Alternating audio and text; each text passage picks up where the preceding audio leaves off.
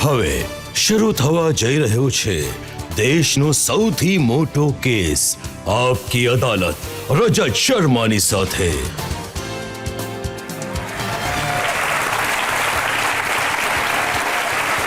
નમસ્કાર, ઘણું સ્વાગત છે આપનું. Thank you very much. Thank you. તો આવો શરૂ કરીએ આપકી અદાલતમાં આજનો કેસ. આજનો કેસ ખાસ છે. આ ટ્રિબ્યુટ છે, શ્રદ્ધાંજલિ છે એ લોકોને, એ નિર્દોષ માસૂમ લોકોને જેમને પાકિસ્તાનથી આવેલા રાક્ષસોએ ગોળી મારી દીધી. આજનો આ શો લલકાર છે આપણી આર્મ ફોર્સીસને, જેમની જવાબદારી છે કે તેઓ આ રાક્ષસોને અને એમના મુખિયાઓને ધૂળધાણી કરે. આજનો શો પ્રયત્ન છે એ તમામ સવાલના જવાબ શોધવાનો જે પહેલગામમાં થયેલા આતંકવાદી હુમલા બાદ ઉદ્ભવ્યા. અને આ સ્પેશિયલ શો માટે આપણા ગેસ્ટ પણ ઘણા ખાસ છે. ઇસ્લામિક સ્કોલર છે, હિન્દુ ધર્મ ગ્રંથોના જ્ઞાની છે, રાજનીતિનો એમની પાસે સારો અનુભવ છે, લેખક છે, મોટિવેટર છે. આ સમયે એમની પાસે બિહારના રાજ્યપાલની જવાબદારી છે. Please welcome Arif Mohammad Khan.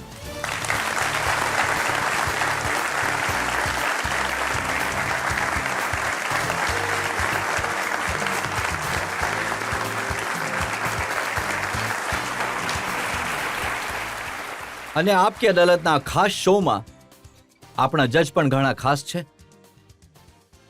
તેઓ દેશની બહાદુરી અને હિંમતનું એક ઉદાહરણ છે. રણનીતિકાર છે, ઇન્ડિયન એરફોર્સના ચીફ રહી ચૂક્યા છે. Please welcome retired air chief marshal RKS Bhadauria.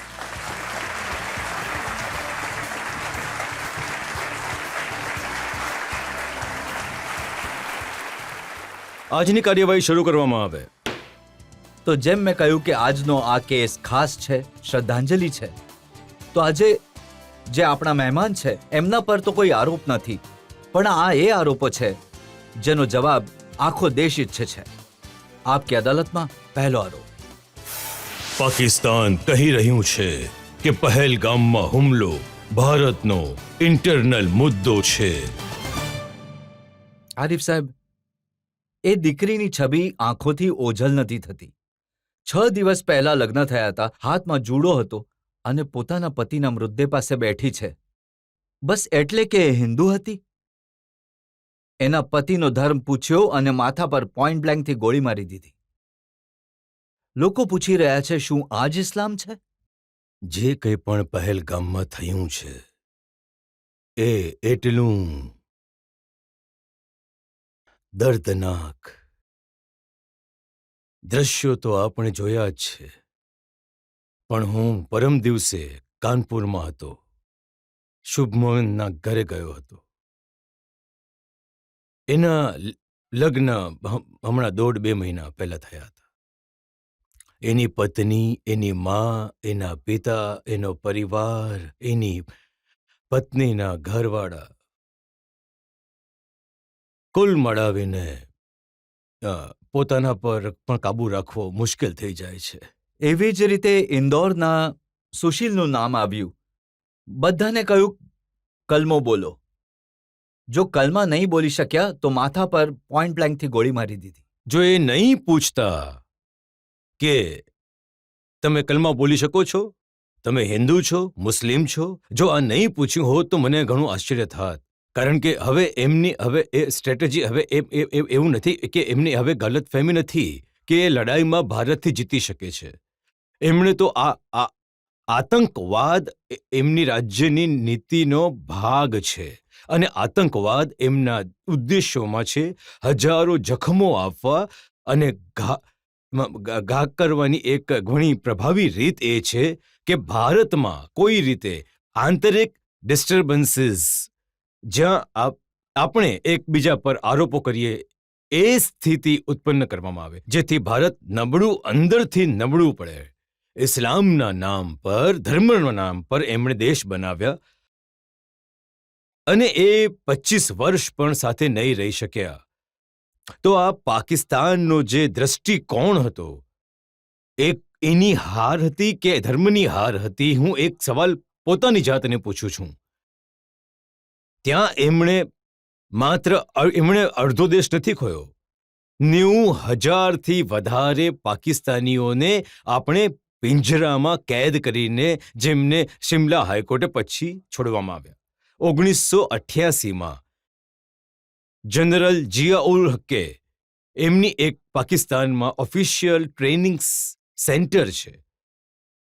ત્યાં જેમના મુખ્ય જનરલ્સ હતા એમની હાજરીમાં એમણે એક ભાષણ આપ્યું 1988માં, અને એમણે કહ્યું કે હમણાં સુધી જે આપણે પરંપરાગત લડાઈના માધ્યમથી જે આપણો ઉદ્દેશ્ય મેળવવાની કોશિશ કરી રહ્યા છીએ જ એ નાકામ થઈ ગયો છે.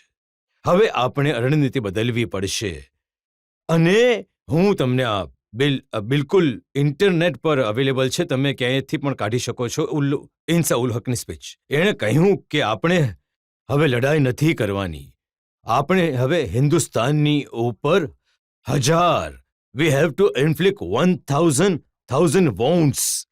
આપણે 1,000 જગ્યાએથી હિન્દુસ્તાનને જખમી કરવાનું છે, જેથી હિન્દુસ્તાનની લોહી વહીને હિન્દુસ્તાન નબળું પડી જાય. આ વખતે જે થયું છે ને આરિફ સાહેબ, એણે લોકોના દિલ તોડી નાખ્યા છે. એટલું દુઃખ લોકોને થયું છે. એ જે 26 લોકો માર્યા ગયા છે એમાં 16 લોકો એવા છે ઓછામાં ઓછા જેમની પેન્ટ ઉતરાવીને ચેક કરવામાં આવ્યું કે હિન્દુ છે કે બિલકુલ. મુસલમાન છે. હું માનું એટલે એમાં કોઈ ડાઉટ જ નથી. હું પહેલા જ કહી રહ્યો છું કે એ લોકો હરકતો નહીં કરે.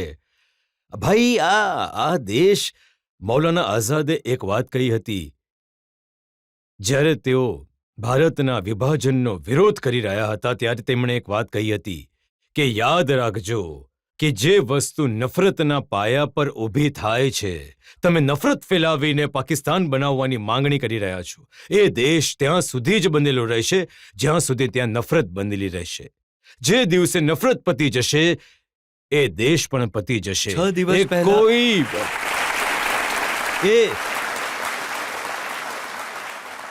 ત્યાં ક્રેડિબલ ઇન્સ્ટિટ્યુશન જેમની વિશ્વસનીયતા હોય એ ત્યાંની સરકાર નથી. હું આરોપ નથી લગાડી રહ્યો, કોઈ પણ તમને આ વાત કહી દેશે. ત્યાં કોઈ ઇન્સ્ટિટ્યુશનની ક્રેડિબિલિટી નથી આર્મી સિવાય. અને આર્મીની વિશ્વસનીયતા, ક્રેડિબિલિટી, એમની પ્રીમિયમ પોઝિશન કેમ છે? કેમ કે એમણે લોકોના મગજમાં બેસાડી દીધું છે કે ભારતથી તમને ખતરો છે. આજની તારીખે ધ્યાન આપજો જરા, 25 વર્ષની અંદર 2 નેશન થિયરી, 2 રાષ્ટ્રનો જે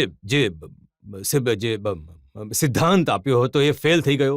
બાંગ્લાદેશ અલગ થઈ ગયો. પણ કેવી બેશરમી છે કે હમણાં જ 20 કદાચ પહેલા થયા, મહિનો થયો 6 દિવસ હોય. પહેલા આ જે ઇન્સિડન્ટ બન્યો એના નહીં. 6 દિવસ પહેલા જનરલ 6 મોદીએ દિવસ કહ્યું, કહ્યું તો એનો અર્થ કે કુલ 15 દિવસ બે પહેલા. વાતો એમણે એવી કહી હતી. એક તો એમણે કહ્યું કે હિન્દુ અને મુસલમાન અલગ છે, આ આખા પાકિસ્તાનને ભણાવવું જોઈએ, સમજાવવું જોઈએ. એમના રીતિ રિવાજ અલગ છે, એમના જીવન જીવવાની રીતો અલગ છે, અને એ પણ કહ્યું કે મુસલમાન સુપિરિયર છે. 2 વાતો છે. એક તો એ કે બેશરમી અને બેગર્દીની કોઈ હદ જ નથી. જે થિયરી 25 વર્ષમાં નાકામ થઈ ગઈ એ આજે 75 વર્ષથી પણ વધુ સમય પસાર થયા પછી એ જ વાત કરી રહ્યા છે જે ભાષા 45 અને 46માં બોલવામાં આવી હતી. અને બીજી વાત એમણે કહી કે માત્ર 2 જ રાજ્યો છે જે કલમાના પાયા પર બન્યા છે. એક જેનું નામ આજકાલ મદીના છે અને બીજું પાકિસ્તાન. એ રિયાસત, 2 રિયાસતો બની. હું તમને પ્રોફિટ સાહેબના જીવનમાંથી જણાવું છું. એ કહી રહ્યા છે કે મદીનાની રિયાસત બની કલમાના પાયા પર. મક્કામાં પ્રોફેટ સાહેબનું રહેવું અશક્ય કરી નાખ્યું હતું. એટલો બધો અત્યાચાર, મારવાની કોશિશ હતી. અને જ્યારે નીકળીને ગયા મક્કાથી અને બહાર આવીને પહાડોની ગુફાઓમાં છુપાઈ ગયા, એમને લોકોને પાછળથી શોધતા આવ્યા, ઢૂંઢતા આવ્યા. જ્યારે એ વિશ્વાસ થયો કે આ લોકો અહીંથી જતા રહ્યા તો એ બહાર નીકળ્યા અને જે જગ્યાએ જન્મ્યા હતા, જે શહેરમાં, એના પર એક નજર નાખી, ઠંડો શ્વાસ લીધો અને કહ્યું, મક્કા, એટલે આ જન્મભૂમિ માટે જે પ્રેમ હોય છે મક્કા, દુનિયામાં મને સૌથી વધારે પ્રેમ તારી સાથે છે. હું તને છોડીને ક્યાંય જવાનો નથી ઈચ્છતો, પણ તારા જે સંતાનો છે એ મને અહીં રહેવા નથી દેતા. તો મજબૂરીમાં ગયા હતા કે રિયાસત બનાવવા માટે ગયા હતા? પછી બીજી વાત હું તમને પૂછું છું, શું કોઈ રિયાસત એવી હોઈ શકે છે જેની પાસે ફૌજ પણ છોડી દો થોડી વાર માટે? દુનિયામાં દેશો જે છે જ્યાં ફૌજ નથી, શું વગર પોલીસે કોઈ રિયાસત ચાલી શકે છે? શું વગર સ્ટેટ ચેકરે ખજાના કોઈ ચાલી શકે છે? કોઈ પણ પુસ્તકથી શું બતાવી શકે છે કે મદીનામાં પ્રોફિટ સાહેબના આવ્યા પછી ત્યાં પોલીસ ફોર્સ પણ હતી? કોઈ બતાવી શકે છે કે સ્ટેટ ટેક્સ ચેકર હતા, જેને બૈતુલ માલ કહે છે, જ્યાં સરપ્લસ મનીને રાખવામાં આવે છે, એ પણ પ્રોફિટ સાહેબની ડેથના ઓછામાં ઓછા 4 કે 5 વર્ષ પછી બીજા ખલીફાના જમાનામાં જ્યારે અમુક પૈસા આવ્યા જે સરપ્લસ હતા, તો પહેલી વાર એક જગ્યાએ એ પૈસાને રાખવાની વ્યવસ્થા કરવામાં આવી. રિયાસત કોને કહે છે? જે મનમાં આવે એ શબ્દોનો પ્રયોગ તમે કરો છો. તમને ખબર છે, ઇતિહાસ નથી વાંચ્યો તો નથી વાંચ્યો, પણ દુનિયાને તો નહીં કહ્યું કે તમે આટલા વધારે તમને કોઈ જાણકારી નથી. પણ પાછલા 1.5 વર્ષમાં પાકિસ્તાનના રસ્તાઓ પર પહેલી વાર પાકિસ્તાનની આર્મીના વિરુદ્ધ પ્રદર્શન એક પછી એક થઈ રહ્યા છે.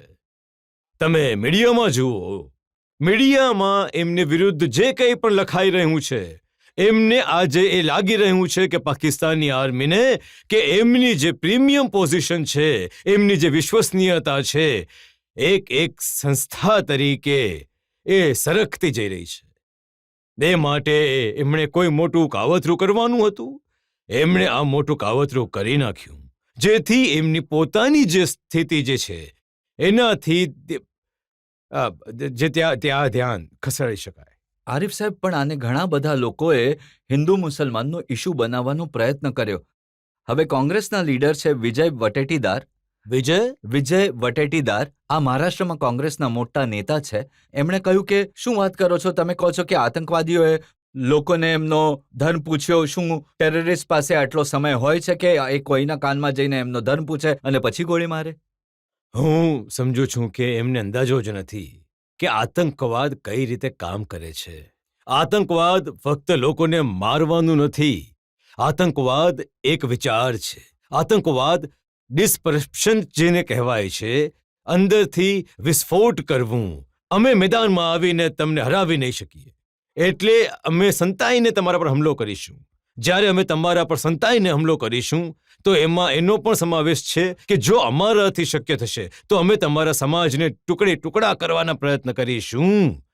લાગે છે એમને એમનો અંદાજ નથી કે આતંકવાદ કઈ રીતે કામ કરે છે. જે એમણે કહ્યું, રોબર્ટ વાડ્રા તો રાજનીતિમાં નથી, પણ એક મોટા પરિવારના જમાઈ છે. એમનું સ્ટેટમેન્ટ મેં જોયું, ઘણું આઘાત પહોંચાડવા વાળું હતું. હું એમને એક્ઝેક્ટ વર્ડ તમને કહું છું. એમણે કહ્યું કે આ મુસલમાન પોતાની જાતને નબળા માને છે.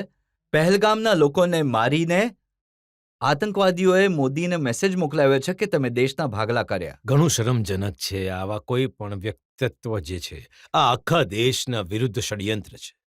અને આની યોજના હમણાં નથી બનાવવામાં આવી. અત્યારે તો આમાં ફક્ત એક નવું આયામ જોડાયું છે, અને એ આયામ એ છે કે પહેલીવાર પાકિસ્તાનની આર્મીના વિરુદ્ધ જન આક્રોશ રસ્તાઓ પર, જાહેર સ્થળો પર નજરમાં આવ્યો છે પાછલા 1 વર્ષ 2 વર્ષમાં. ફક્ત આ નવો આયામ છે. આજે આ સમયે ત્યાં જે ફૌજી જનરલ છે, જે સેના પ્રમુખ છે, એમની પોતાની ખુરશી ખતરામાં દેખાઈ. ફક્ત પોતાની નહીં ખતરામાં દેખાઈ આવી. એમણે એ દેખાઈ આવ્યું કે પાકિસ્તાનમાં જે પ્રીમિયમ સ્ટેટ્સ છે આર્મીનું, ક્યારે તમે સાંભળ્યું હતું કે જ્યારથી પાકિસ્તાન બન્યું છે કોઈ પણ આર્મીના જનરલના વિરુદ્ધ બોલી શક્યા હોય લોકો, પણ આર્મીના વિરુદ્ધ ક્યારે કોઈ બોલી શક્યા નહીં હોય. આજે આર્મીના વિરુદ્ધ ગયા 1.5-2 પરંતુ વર્ષથી માની લો કે આર્મીના વિરુદ્ધ લોકો નારાજ છે, તો પછી આમને આ મુલ્લા મુનીર બનવાની શું જરૂર હતી? એ માટે જ તો મુલ્લા બનશે. હવે જિન્નાના વિષય તમે વાંચી લો, હું આરોપ નથી લગાડી રહ્યો. જે પ્રેયર હોય છે, નમાઝ જેને કહેવાય છે, સલાદ કી કે નમાઝ, એમાં એક જ કુરાનની સુરત વાંચવું જરૂરી હોય છે, અલ્ફાતિયા. તમે ડોક્યુમેન્ટ્સ છે, વાંચી લો. પાકિસ્તાન બન્યું ત્યાં સુધી જિન્નાને એ પણ નથી આવડતી. એ પણ એક ઉસ્માની સાહેબના હતા મૌલાના, એમણે એમને યાદ કરાવી, તો એમણે મુલ્લા જિન્ના બનવાની ક્યાં જરૂર હતી? આ બને જ છે એવા લોકો, દુરુપયોગ એવા જ લોકો કરે છે જે ધર્મના મર્મથી પરિચિત નથી હોતા. દુરુપયોગ એવા જ લોકો કરે છે. અરે ભાઈ, દુનિયામાં ક્યાંય આવી કોઈ સેના છે જે સેના જનરલ સ્ટોર્સ પણ આવે છે, ચલાવે છે, ફ્લેટ પણ એ જ બનાવે છે, મોલ પણ એ જ બનાવે છે, દુનિયાના બધા કામો કરે છે, સિવાય એના કે જે કામ માટે એ પગાર લે છે.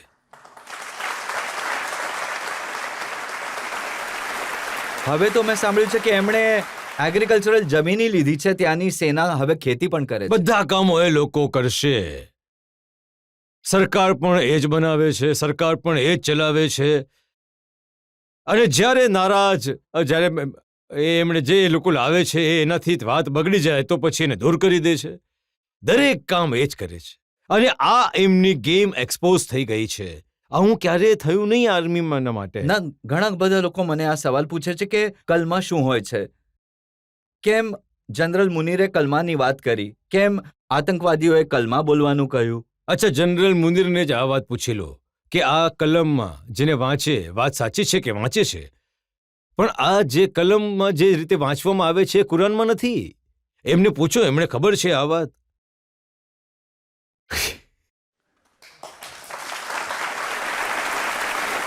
જે પદ્ધતિથી વાંચવામાં આવે છે એવી રીત કુરાનમાં નથી. તો ક્યાંથી આવ્યું અને આ શું હોય છે? હવે તો ઘણી બધી વસ્તુઓ આવે છે. 3 તલાક ક્યાંથી આવી છે? એમ ઇસ્લામી જણાવી રહ્યા હતા. એટલે કે આવી રીતે તોડવું, ફોડવું, વિકૃત કરવું દીનને. હું કહું છું કે માણસને થોડી તો શરમ હોવી જોઈએ. એક કુરાનમાં આની ભવિષ્યવાણી થઈ છે. કુરાને કહ્યું છે કે એ લોકો પર, એ લોકોનું ખરાબ થાય છે જે પોતાના હાથે પુસ્તક લખે છે. और फिर के फवैलुल लिल्लज़ीना यक्तुबूनल किताबा बिअयदीहिम सुम्मा यक़ूलूना हाज़ा मिन इंदिल्लाह लियश्तरू बिही समनन कलीला. લાનત છે એવા લોકો પર જે પોતાના હાથે પુસ્તક લખે છે અને પછી કહે છે કે આ અલ્લાહની તરફથી છે, આ ધર્મ છે.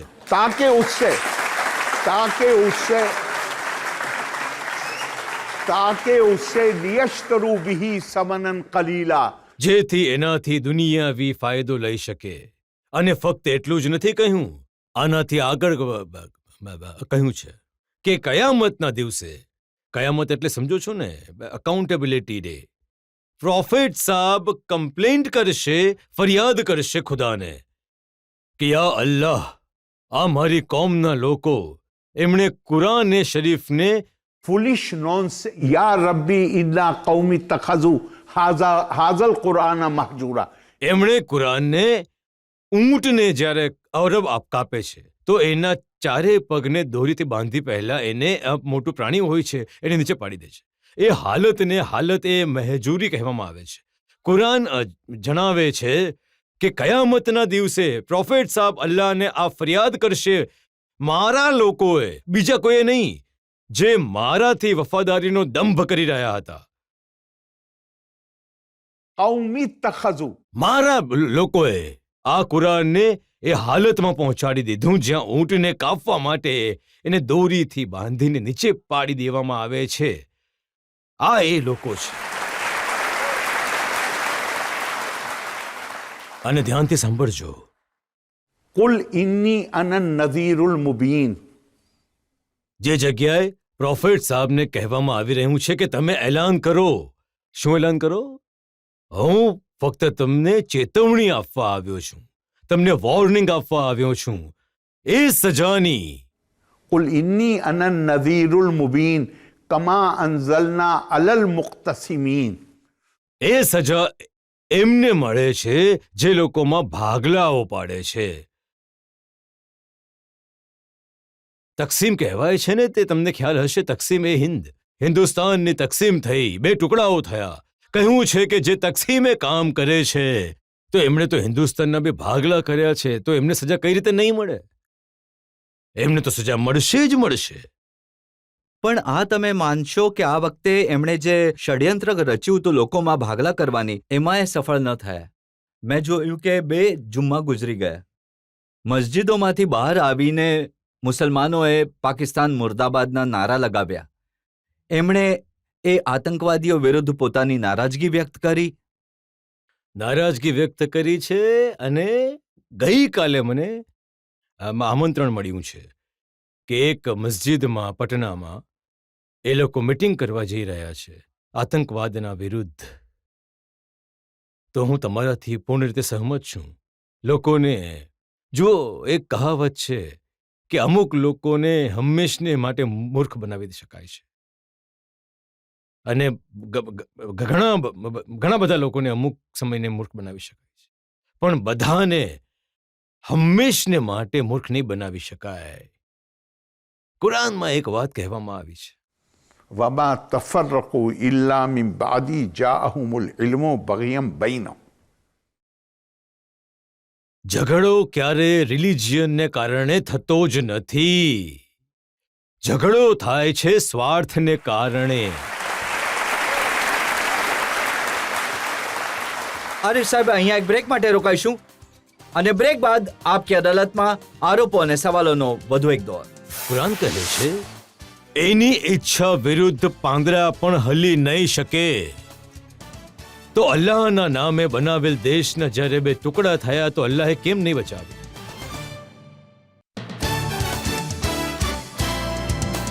વેલકમ બેક આપકી અદાલતમાં. આજે આ ખાસ કેસ છે પહેલગામમાં જેમની હત્યા થઈ એમને શ્રદ્ધાંજલિ આપવા માટે. આજે આપણા મહેમાન છે બિહારના રાજ્યપાલ, ઇસ્લામિક સ્કોલર, હિન્દુ ગ્રંથોના જ્ઞાની અને રાજનીતિના અનુભવી આરિફ મોહમ્મદ ખાન. આપકી અદાલતમાં આગલો આરોપ. પાકિસ્તાનના સત્તાધીશોનો દાવો છે કે યુદ્ધ થશે તો ભારતનું વધારે નુકસાન થશે. આરિફ સાહેબ, જે ખ્વાજા આસિફ છે પાકિસ્તાનના ડિફેન્સ મિનિસ્ટર, એમણે કહ્યું કે અમારો દેશ તો અલ્લાહના નામે બન્યો હતો, અમે તો અલ્લાહના બંદા છીએ. હિન્દુસ્તાનની સેનામાં ગમે તેટલી તાકાત હોય, અલ્લાહ અમારું ધ્યાન રાખશે. જો એમને કોઈ ઇસ્લામની જાણકારી હોય તો અલ્લાહ તો રબુલ્લા રમીન છે.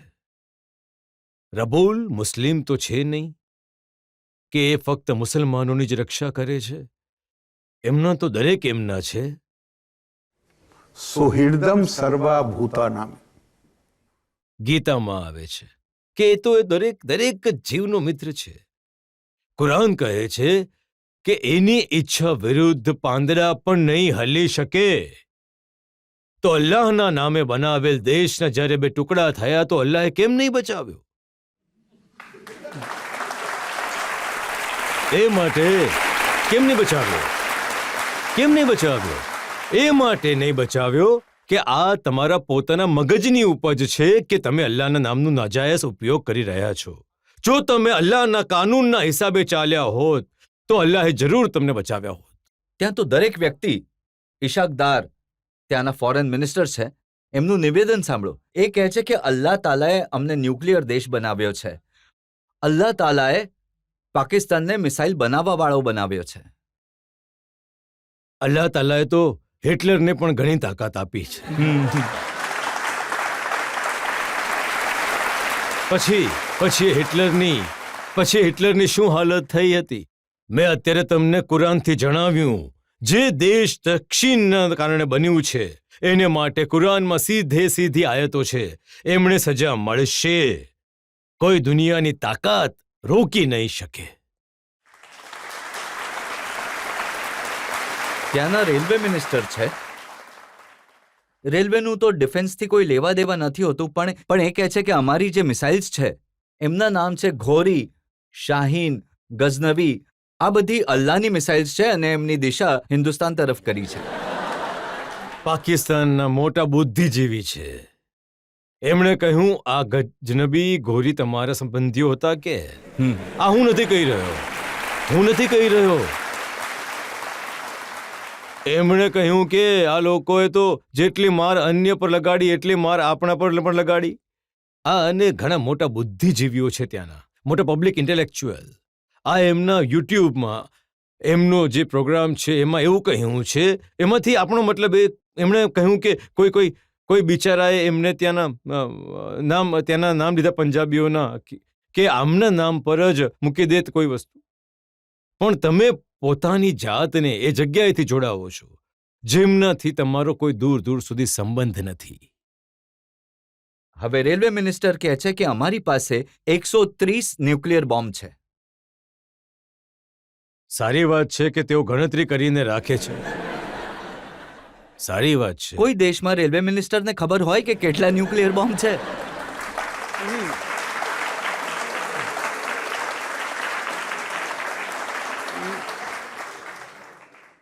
કોઈ નોર્મલ દેશમાં તો નહીં હોય, પણ પાકિસ્તાનમાં તો બધું જ સંભવ છે. અમુક વર્ષો પહેલા તારિક ફતેહ આપકી અદાલતમાં આવ્યા હતા, તો એમને મેં વાત કરી હતી પાકિસ્તાનના ન્યુક્લિયર શક્તિના વિશે. તો એમણે મને કહ્યું કે રજત સર, ચિંતા નહીં કરો, એમના ન્યુક્લિયર બોમ્બમાં ફલૂદો ભરેલો છે. સર, મને એક વાત જણાવો. જ્યારે તમે તમારા અનુસંધાન, પોતાની મહેનત નું પરિણામ જો તમારા હથિયાર નથી, તમે એની ડિઝાઇન ક્યાંક બીજેથી ચોરી કરીને લાવ્યા છો, જે એડમિટેડ ફેક્ટ છે. હું આરોપ નથી લગાવી રહ્યો. ચોરી કરીને લાવેલ ડિઝાઇન, અને જે માણસ ચોરી કરીને લાવ્યો તે ટોપમોસ્ટ ન હતો, ત્યાંનો મિડલ લેવલ પરનો હતો. તો આમાં કોઈ અચંબો નહીં થવો જોઈએ કે જો અંતે ખબર પડે કે એમાં ફાલુદો જ ભરેલો છે. જ્યારે પ્રધાનમંત્રી મોદીજી મારા શોમાં આવ્યા હતા તો એમની સાથે પણ વાત થઈ હતી. તો એમણે કહ્યું કે તમે ચિંતા ના કરો, હું લાહોર જઈને ચેક કરી આવ્યો છું, કાંઈ નથી.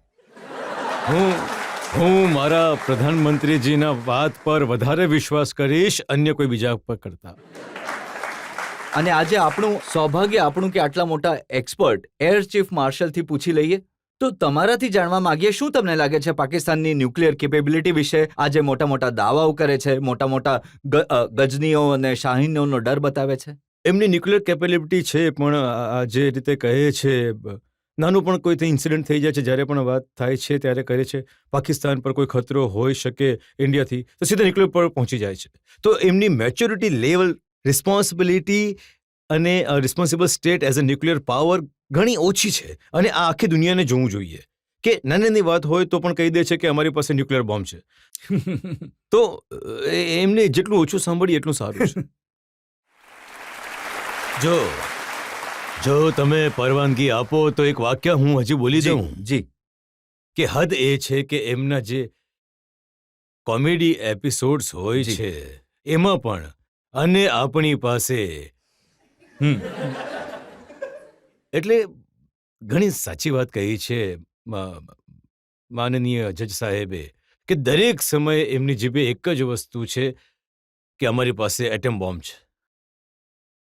આજકાલ સૌથી વધારે તકલીફ છે જે ભારતે નિર્ણય લીધો છે પાણી બંધ કરવાનો, અને ત્યાંના પ્રાઇમ મિનિસ્ટરે કહ્યું કે અમારું પાણી બંધ કરવાનો અર્થ છે એલાને જંગ. અને સૌથી રસપ્રદ વાત કહી બિલાવલ ભુટ્ટોએ. એમણે કહ્યું સિંધુ નદી સનાતનનું પ્રતીક છે. સિંધના પાણીને રોકવું સનાતન ધર્મની વિરુદ્ધ છે. મોદી તો સનાતનના સેવક છે, તો સિંધુનું પાણી કેમ રોકી રહ્યા છે?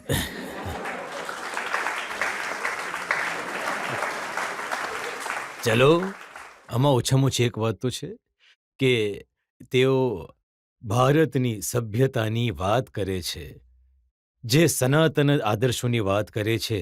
એમણે એટલું તો માની જ લીધું કે એમને કોઈને રોકવાની પક્કી પરંપરા નથી.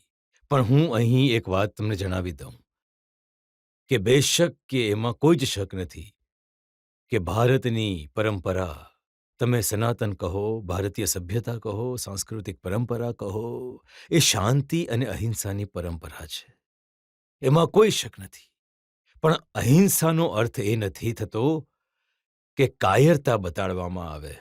અહિંસાનો અર્થ એ નથી થતો કે અત્યાચારોની સામે માથું ઝુકાવી દેવામાં આવે. અહિંસાનો અર્થ એ પણ નથી થતો કે અમે હથિયારોનો ઉપયોગ, આ લોકોને અજુગતું લાગશે, પણ અહિંસાનો અર્થ એ પણ નથી થતો કે અમે હથિયારનો ઉપયોગ નહીં કરીએ. અહિંસાને પરિભાષિત કરવામાં આવી છે. अहिंसा प्रतिष्ठायम तत्सन्निधे वैर त्यागा. જ્યાં અહિંસા પ્રસ્થાપિત થઈ ગયા છે ત્યાં કોઈના માટે મનમાં વેર નથી રહેતું, દુર્ભાવના નથી હોતી, દુશ્મનોનો ભાવ નથી હોતો. અને જ્યારે તમે માનો કે એક માણસ કોઈનો જીવ લેવા ઈચ્છે છે, હથિયાર એના હાથમાં છે, તમે એની સામે લડો અને હથિયાર ઝૂંટવી લો, આ અહિંસાનું પાલન છે. આ અહિંસાની વિરુદ્ધ નથી. અને આપણી પરંપરામાં કહેવાયું છે, अगरता चतुरो वेदो भ्रष्टा सशरम धनु इदम ब्रह्मम इदम छात्रम शास्त्रादपि शस्त्रादपि. અર્થાત આપણને કહેવાયું છે, આપણું આહ્વાન કરાયું છે, આપણી પાસે આપણે વિદ્યા જ્ઞાનથી પરિપૂર્ણ આપણે હોવા જોઈએ. એ આપણને સોફ્ટ પાવર આપે છે. પણ એની સાથે સ્પષ્ટતા, એની પાછળ હથિયારની તાકાત પણ હોવી જોઈએ. જેમ કે તમારી પરંપરા છે, તમારી જીવનશૈલી છે. જો તમારા પર જીવનશૈલીને ખતમ કરવાની નિયતથી કોઈ તમારા પર કોઈ આતાતાઈ આગળ આવે છે, તો આપણને કહેવાયું છે કે પહેલા સંવાદની તાકાતનો ઉપયોગ કરો હરીફાઈ કરવા માટે. પણ જો બીજો માણસ માત્ર તાકાતના સંવાદને સમજે છે અને સંવાદની તાકાતને નથી માનતો, તો પછી તમારી પાસે પણ તાકાત હોવી જોઈએ કે તમે એને પાછળ ધકેલી શકો અને આ પોતાની રક્ષા કરી શકો. પોતાની રક્ષા કરો, પછી તમારી પાસે પણ એ તાકાત હોવી જોઈએ. તો હું માનું છું કે ઇતિહાસમાં આપણાથી ભૂલો થઈ હશે, પણ આજે જેટલી આપણી ક્ષમતા છે એના હિસાબે આપણે આપણી સુરક્ષાની તૈયારીઓ લાગે છે કે આપણી પાસે છે. અને આરિફ સાહેબ, આપણે એર ચીફ માર્શલ સાહેબને પૂછી લઈએ કે આપણી સુરક્ષાની કેટલી તૈયારી છે. પૂરી તૈયારી છે, અને જેટલી એમની સમજ છે એનાથી ઘણી વધારે છે.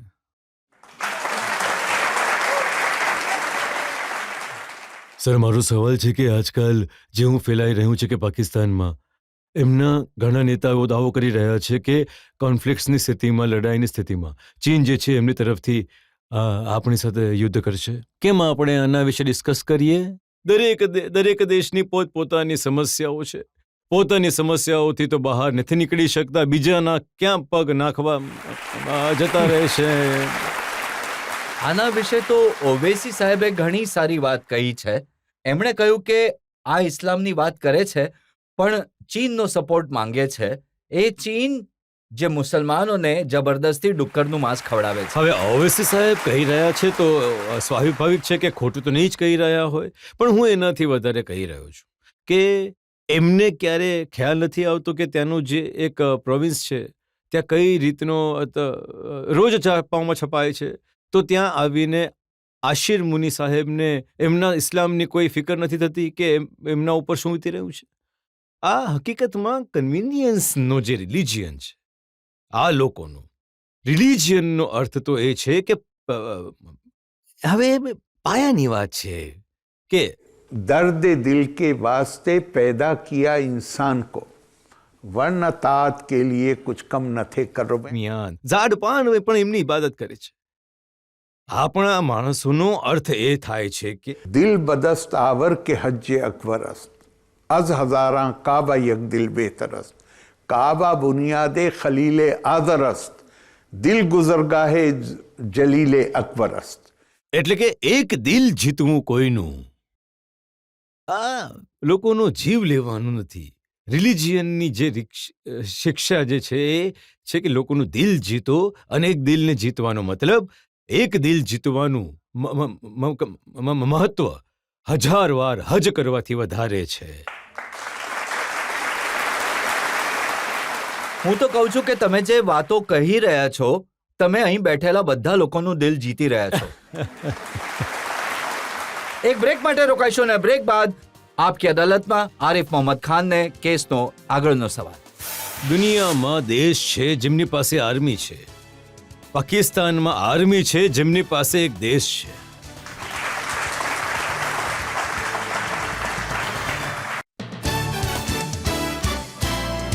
Welcome back. આપકી અદાલતમાં આજે આપણા મહેમાન છે આરિફ મોહમ્મદ ખાન. બિહારના રાજ્યપાલ છે, અનુભવી રાજનેતા છે, અને જેમ મેં કહ્યું ઇસ્લામના સ્કોલર છે અને હિન્દુ ધર્મ ગ્રંથોના જાણકાર છે. આપકી અદાલતમાં આગલો આરોપ. પાકિસ્તાનના મંત્રી દુનિયાને કહી રહ્યા છે કે પાકિસ્તાન તો પોતે આતંકવાદનો વિક્ટિમ છે. આરિફ સાહેબ, વારંવાર બધા મંત્રીઓ એક લાઈનથી કહી રહ્યા છે કે ભાઈ આતંકવાદથી તો અમે લડી રહ્યા છીએ. પાછલા 1 વર્ષમાં 1000 હુમલા અમારા પર થયા છે આતંકવાદના, અને પાકિસ્તાન અત્યાચારનો શિકાર થયું છે. હવે પાકિસ્તાન કેવી રીતે કોઈ આતંકવાદીને આશરો આપી શકે? જ્યારે તે એવું કહે છે કે એના વિક્ટિમ, એના શિકાર અમે પોતે છે, તો એક જૂની કહેવત સાચી સાબિત થાય છે कि जब आप दुर्भावना से किसी और के लिए गड्ढा खोदते हैं तो आप उसमें खुद गिर जाते हैं। હવે જો એમણે એમ કહી રહ્યા છે કે અમે વિક્ટિમ છીએ, એની સાથે એમણે એમ પણ કહેવું છે કે અમે અમેરિકાના કહેવાથી અમે કેટલી ખ્વાજા વાર આસિફ સાહેબનું નિવેદન જોયું છે, જેમણે કેટલી કહ્યું કે વાર એ- 30 વર્ષથી અમેરિકાના કહેવાથી અમે આ ગંદુ અમે કામ- આતંકવાદને જન્મ આપ્યો. હવે જ્યારે તમે આતંકવાદીને જન્મ આપશો તો તમે ઓછામાં ઓછું એટલું કરી દેતા કે 1,00,000થી વધારેની તમારી ફૌજ હતી આતંકવાદીઓની, જેને તમે મોકલી હતી અફઘાનિસ્તાન. તો તમે પૂરી મિલિટરી ટ્રેનિંગ આપી, અને સોવિયત રશિયાના વિડ્રોવલ પછી એ હથિયારોની સાથે પાછા આવી ગયા. તો તમે એમના માટે કોઈ સિક્યોરિટી ફોર્સ જ બનાવી દેતા જેમાં એમનો ઉપયોગ થઈ જવાનો હતો. તો તમે તો ના માત્ર એમને ખુલ્લા છોડ્યા, પણ એમને પ્રોત્સાહન પણ આપ્યું કે એ પાકિસ્તાન ઓક્યુપાઈડ કાશ્મીરના રસ્તાથી ઘૂસીને ભારતમાં ઘૂસે, અને અહીંયા એ જ ઘટનાઓને હવે લોકોને યાદ નથી રહેતું, ખરેખર જે જૂની વાત થઈ જાય છે. રશિયાના અફઘાનિસ્તાનથી નીકળી ગયા પછી ઓસામા બિન લાદેને એ વખતના તાલિબાન, આજના તાલિબાન થોડા અલગ છે, પણ એ સમયે એણે અફઘાનિસ્તાનમાં બેસીને, કાબુલમાં બેસીને એલાન કર્યું હતું કે હવે અમારા મુજાહિદ્દીનનો અર્થ થાય છે આતંકવાદી. ત્યાં મુજાહિદ્દીનનો અર્થ એ નથી જે પોતાના નફ્સ સાથે લડે, ત્યાં આઈડેન્ટિફાય કરો દુશ્મનને અને એની સાથે લડવાનું છે, મારવાનું છે એને દગાથી. આતંકવાદનો અર્થ એ જ છે, નહીં તો ફૌજ લઈને આવજો ને, જો તમારે લડાઈ કરવી જ છે તો. આજકાલ તો અફઘાનિસ્તાનથી લડે છે. હવે અફઘાનિસ્તાનથી પણ લડી રહ્યા છે. એટલા માટે તો એમણે એલાન કર્યો હતો કે હવે અમારા મુજાહિદ્દીનોની દિશા અને કાશ્મીર તરફ વાળી દીધી છે. તો આ હું નથી સવાલ કરતો, આ પાકિસ્તાનના ઘણા જાણીતા પત્રકાર જેમનું એક પુસ્તક પણ છે ટેરરિઝમ પર, એમણે પોતાના પુસ્તકમાં લખ્યું છે કે જો ભાઈ તમે ઈચ્છતા હો કે આ હવે થોડું સિવિલાઇઝ થઈ જાય, આ લોકો જેમને તમે આતંકી બનાવ્યા છે, જેમને તમે હથિયારોનો ઉપયોગ કરતા શીખવ્યો છે, તો એમને માટે કોઈ ફોર્સ જ ક્રિએટ કરી દીધી હોત, એમને ત્યાં એમ્પ્લોયી કરી દીધા હોત. હવે તમે એમને ટ્રેનિંગ પણ આપી છે, એ હથિયાર જે તમે આપ્યા હતા એ એમના જ પોઝિશનમાં છે, તો એ ક્યાં ચલાવશે? બની શકે તમે વિક્ટિમ છો. તમે વિક્ટિમ એટલે છો કારણ કે તમે ખાડો બીજા માટે ખોદ્યો હતો અને તમે એમાં સતત નીચે પડતા જાઓ છો. અને આજે આરિફ સાહેબ, પહેલગામમાં જે હુમલો કર્યો એણે લોકોને એટલું દુઃખ આપ્યું છે. ફારૂક અબ્દુલ્લા સાહેબ, જે વર્ષોથી એ કહેતા હતા કે પાકિસ્તાન સાથે યુદ્ધ નહીં કરવું જોઈએ, વાતચીત કરવી જોઈએ, એ પણ આજે કહી રહ્યા છે કે નહીં, આ લાતોના ભૂત છે, વાતોથી નહીં માને. મને ઘણી ખુશી છે ફારૂક સાહેબના આ નિવેદન પર, અને હું તમને સાચું કહું છું, મારો મત આ આજથી નથી, જમાનાથી છે. અને મારા મતનું કારણ હું પાકિસ્તાનના લોકોને દોષ નથી આપી રહ્યો. મારો એક જ આર્ગ્યુમેન્ટ રહ્યો છે. જ્યારે માનનીય અટલજી પાકિસ્તાન જઈ રહ્યા હતા અને મને પણ એમાં સામેલ કરવામાં આવ્યો હતો, એના પહેલા હું જ નહોતો જવા ઈચ્છતો, અને મેં કહ્યું કે મારો ટાઈમ અને મારી એનર્જી ન બગાડો છો. આ સંબંધો સુધરી નહીં શકે.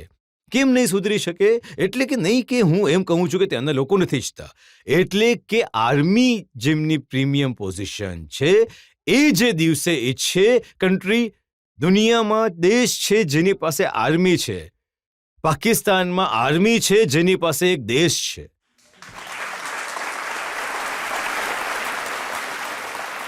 એને જેમ ઈચ્છે તેમ ઉપયોગ કરે.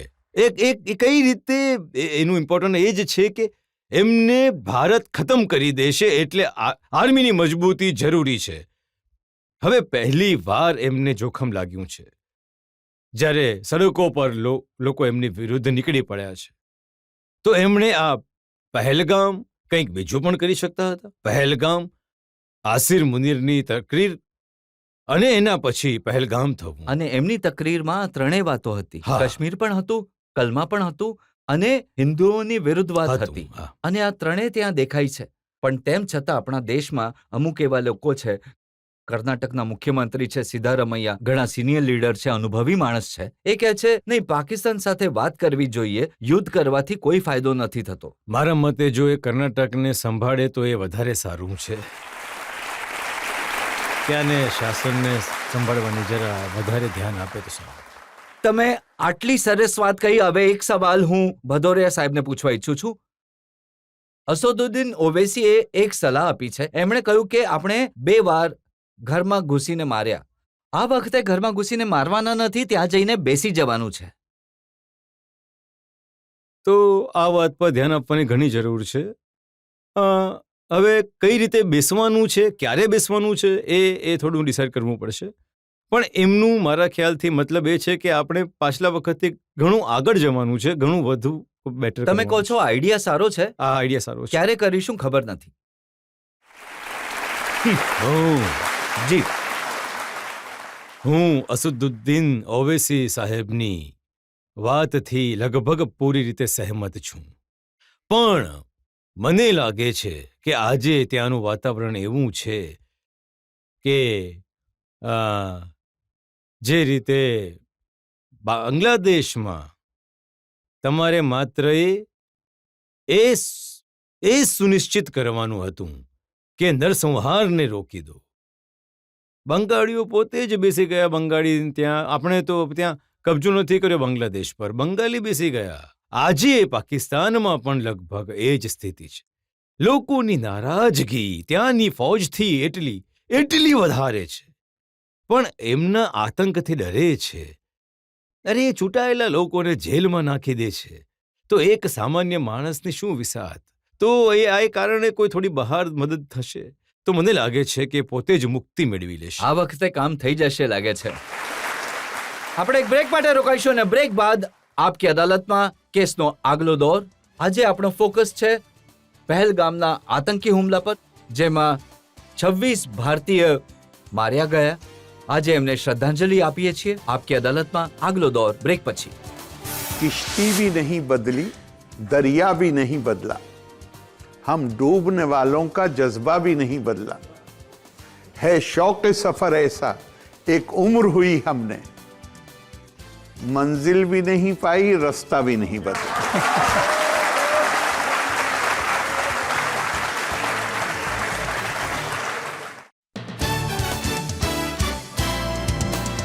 Welcome back. આપકી અદાલતમાં આજે આપણે ચર્ચા કરી રહ્યા છીએ પહેલગામના આતંકી હુમલાની, જેને કારણે આખા દેશમાં ગુસ્સો છે, આખો દેશ આહત છે. આપણી સાથે છે ઇસ્લામિક સ્કોલર અને હિન્દુ ગ્રંથોના જ્ઞાની આરિફ મોહમ્મદ ખાન, અને આજના જજ તરીકે આપણી સાથે છે air chief marshal RKS Bhadauria. આપકી અદાલતમાં આગલો આરોપ. પાકિસ્તાનના લીડર ભયભીત છે કે ભારત પાકિસ્તાનના ટુકડા કરવા ઈચ્છે છે. જેનો ઉલ્લેખ તમે કરી રહ્યા હતા કે એ તો ઓલરેડી ટુકડામાં વહેંચાયેલું છે, પણ ત્યાં ઘણું ભય છે એ વાતને લઈને કે નરેન્દ્ર મોદીએ કહ્યું કે જમીનમાં ભેળવી દઈશું. હવે બધે માટી શોધી રહ્યા છે કે શેમાં ભેળવશે.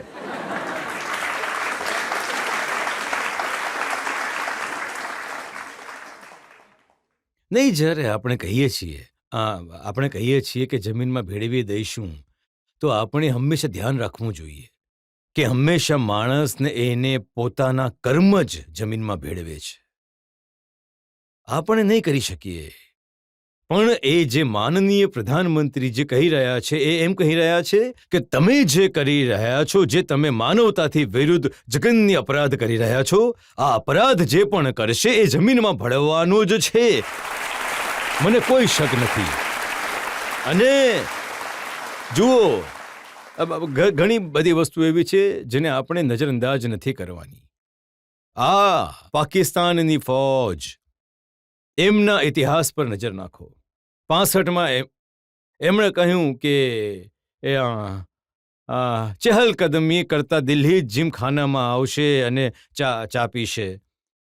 શું વાત કહી એ વખતે આપણા પ્રધાનમંત્રી લાલ બહાદુર શાસ્ત્રીએ. એમણે કહ્યું કે સરદાર અય્યુબ મોટા માણસ છે, લહીમ શહીમ છે. અમે એ વિચાર્યું કે કેમ તકલીફ લે ચહેલ કદમની, અમે જ લાહોર પહોંચી જઈએ. અને આપણે તો વિસ્તાર ખાલી કર્યો 65 પછી. તો આપણે તો એમના મોટા વિસ્તારની પર કબજો કરી લીધો. આ એમની ફૌજ છે. 71માં તો એમનો દેશ જ ખતમ થઈ ગયો હતો. પણ મને એમની આ દુનિયાની એકમાત્ર ફૌજ છે જે જંગના મેદાનમાં તો નહીં, પણ પોતાના દેશને દરેક વખતે એના પર કબજો કરી લે છે. પોતાના દેશ પર વારંવાર એ કબજો કરી લે છે. હવે વારંવારની શું જરૂર હોય છે? વચ્ચે થોડો સમય આપે છે રાજનીતિ કરવા વાળાને, અને એમની ઉપર મને શેર યાદ આવે છે. किश्ती भी नहीं बदली, दरिया भी नहीं बदला, हम डूबने वालों का जज्बा भी नहीं बदला, है शौक सफर ऐसा एक उम्र हुई हमने, मंजिल भी नहीं पाई, रास्ता भी नहीं बदला.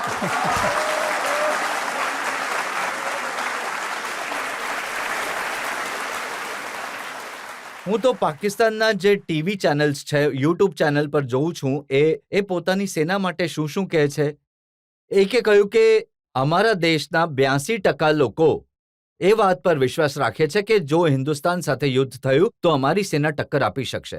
18% લોકો એવા છે જે કહે છે કે નહીં, પાકિસ્તાનની સેના ટક્કર નહીં આપી શકે. અને આ 18% એ લોકો છે જે સેનામાં છે.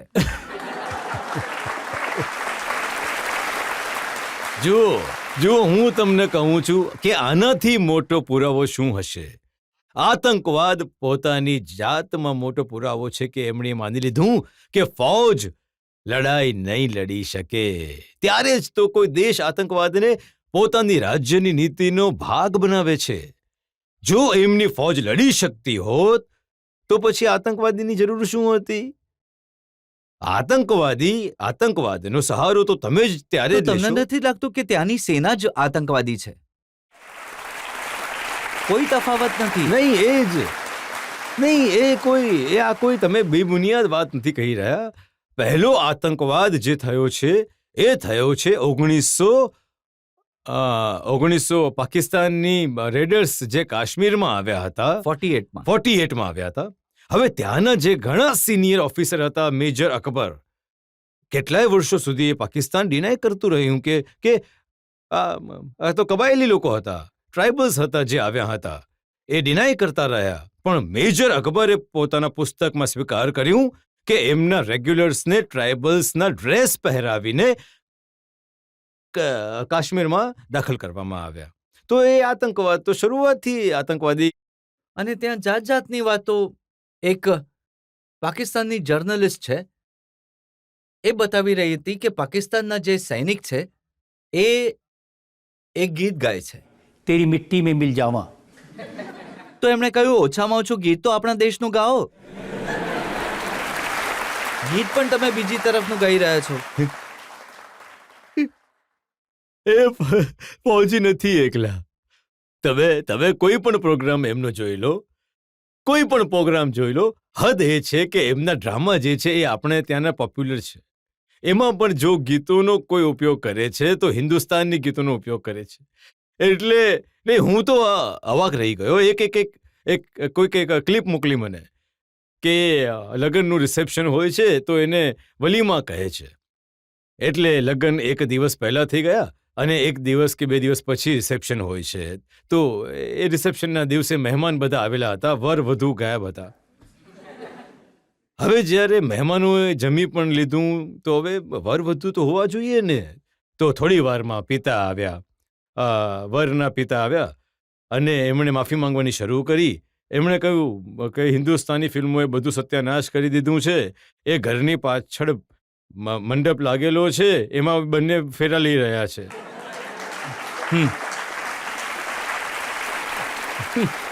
તો એ કદાચ એ જે વારંવાર વાત કરે છે ને હિન્દુ મુસ્લિમ અમે અલગ છીએ, તો કદાચ એ એમને અહેસાસ કરાવવા છે કે તમે ભલે છાપરીથી છલાંગ મારીને કહો કે તમે અલગ છો, અમે અલગ નથી.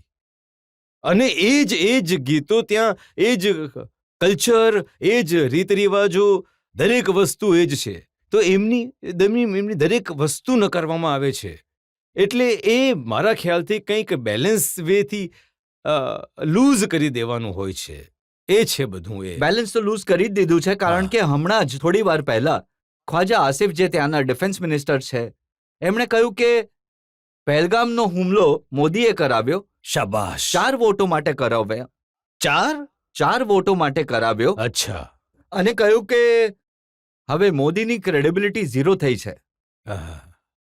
અને પછી કહ્યું કે અમે એમની ઉપર ઇન્ટરનેશનલ પ્રેશર નંખાવ્યું. તો આનો મતલબ એ થયો કે પોતે પોતાના એ નિવેદન પર થોડો વધારે જ ભરોસો કરી રહ્યા છે કે અમે ઘણા પ્રેશરમાં હતા અને હવે પ્રેશર ઓછું થઈ ગયું છે. તો જેવું એમણે થોડું ઓછું અનુભવ્યું તો એમની આદત છે બેકાર વાતો કરવાની. એ બેકાર વાતો કરશે જ. આપણે 1-2 સવાલ લઈ શકીએ ઓડિયન્સમાંથી? પાકિસ્તાન એમ્બેસીની બહાર લંડનમાં અમુક ઇન્ડિયન પ્રોટેસ્ટ કરવા ગયા, તો ત્યાં આગળ એક પાકિસ્તાન ઓફિસર માથું કાપવાનો ઇશારો કરી રહ્યો છે. તો આટલા સેન્સિટિવ મેટરમાં પાકિસ્તાનની કેવી હાઈ ડિપ્લોમસી છે? કમિશનર છે, સૌથી હું સિનિયર. કેવી રીતે જવાબ આપી શકું છું? મેં તો તમને જણાવ્યું કે એ તો કોઈ બીજાનો હાથ હોય. તમે એક વાત જણાવો મને. જો કોઈને વાગી પણ જાય તમારા કોઈ કામથી, તમને એ રાતે ઊંઘ નહીં આવી શકશે સાહેબ. Yes sir. આ દેશ કઈ રીતે બન્યું? 1 મિલિયનથી પણ વધારે લોકોની હત્યા થઈ.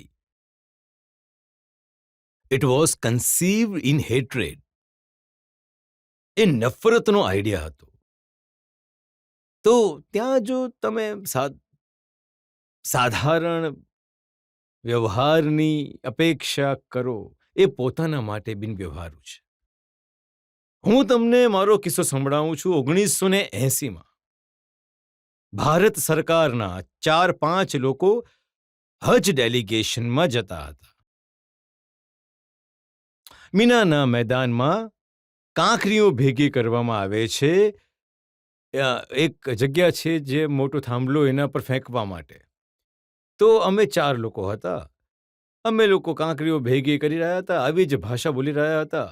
હું નજીક હતો. મેં પૂછ્યું કે શું તમે પાકિસ્તાનથી છો? મેં કીધું નહીં, અમે લોકો તો હિન્દુસ્તાનથી છીએ. એ કહે છે કે તમે મુસલમાન છો? હજનું મેદાન છે, અમે હિન્દુસ્તાનથી છીએ, તમે મુસલમાન છો? મેં કીધું અમારે ત્યાંથી કોઈ મુસલમાન જ હજ કરવા આવે છે, તમારે ત્યાંથી કોઈ બીજા પણ આવે છે કે?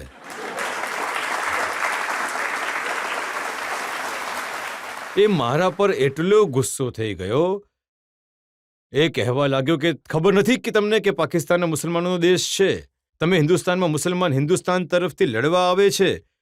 તો મેં કીધું ભાઈ हुब्बुल वतन मिन जुजुल ईमान.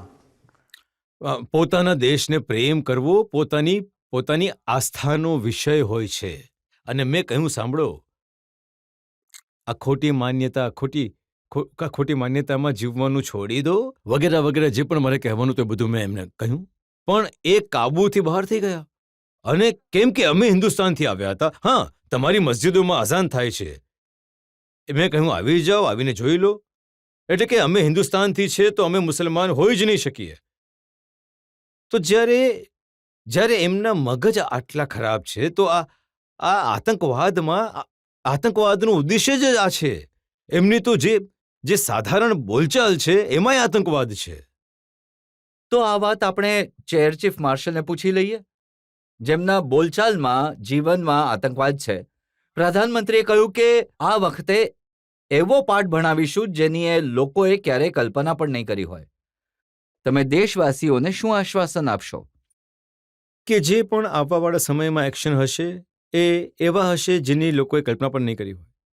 તો જે પણ અત્યાર સુધી એક્શન લીધા હતા એ એક સર્ટેન લેવલ સુધીના હતા. આ વખતે ડિફરન્ટ હશે અને ઘણું વધારે હશે, ઘણા મોટા એરિયામાં હશે. પોલિટિકલી આઇસોલેટ કરી દેવામાં આવશે, ફાઇનાન્શિયલી ઇકોનોમિક એક્શન્સ લેવામાં આવશે અને મિલિટરી એક્શનની વાત કરવા હું નહીં ઈચ્છીશ, પણ એ જરૂર થશે.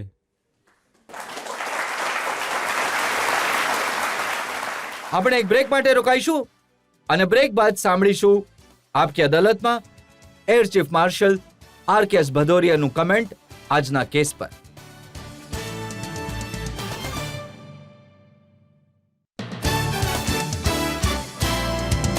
Welcome back. આપકી અદાલતમાં આજે આપણે વાત કરી પહેલગામમાં થયેલ આતંકી હુમલાની, પાકિસ્તાનની ધમકીઓની, પાકિસ્તાનના વારંવાર ન્યુક્લિયર બોમ્બ ફેંકવાની ધમકીની અને ભારત પર લગાડવામાં આવેલ પાકિસ્તાનના આરોપોની.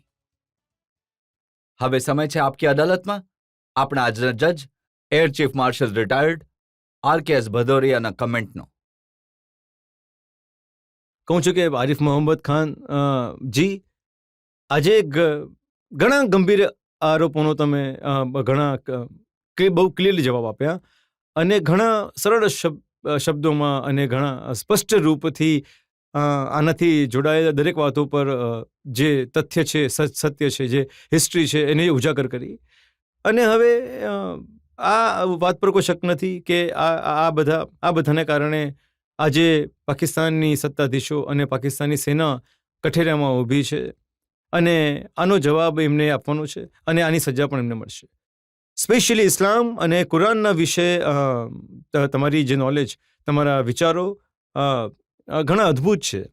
અને હવે અમને પણ સમજમાં આવી ગઈ છે કે આટલા સરળ શબ્દોમાં કે કુરાન હિસાબે પણ હવે પાકિસ્તાનની સત્તા અને પાકિસ્તાની સેનાને સજા થવી જોઈએ. આ બાબતનો અમલ થાય, તમને દરેક આરોપોથી પૂર્ણ રીતે મુક્ત કરવામાં આવે છે.